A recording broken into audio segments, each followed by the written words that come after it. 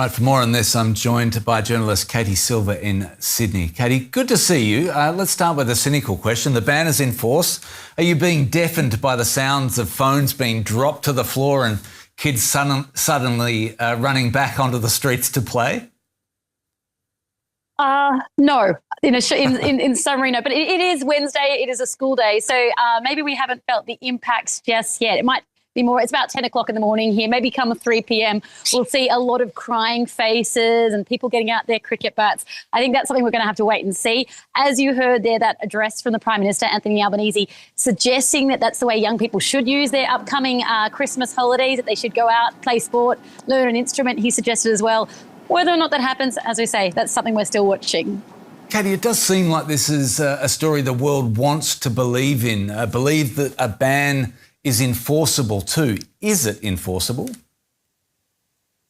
That is the multi tens of millions of billions of dollars question, really. I mean, as you heard there, we're hearing, for example, the fines are going to be in the order of about 50 million Australian dollars. That's about 30 million euros for social media companies that don't enforce it. So there is certainly a financial imperative.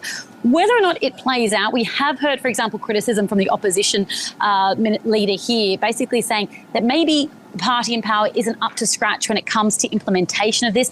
The big issue worldwide has been governance of social media platforms. And as you say, huge amounts of interest. We're seeing countries from Malaysia, New Zealand, Denmark, Spain, all saying that they're looking at this, whether or not they might be able to mimic it in their countries.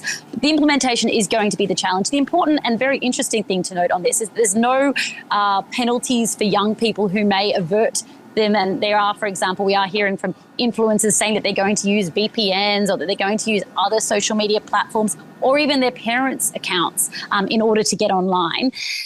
No fines for them, but fines for the social media companies themselves. And that does seem to be a novel way of pursuing it. It really places the burden, the financial burden, in the towards big tech. Yeah, I'm interested to hear about the fines being touted by the government, but my guess is that parents are going to be the police here. Do we have any indication whether Australian parents are willing to put their foot down and enforce the ban at home?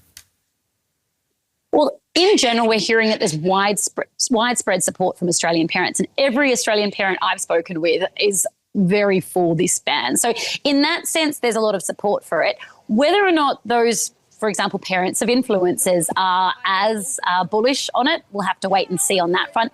As I say, there's no penalty for kids or for their parents. So there isn't an issue for them if their kids do go on it, other than the fact that, you know, many criticisms of social media, particularly when it comes to mental health and online addiction that was mentioned in that piece earlier.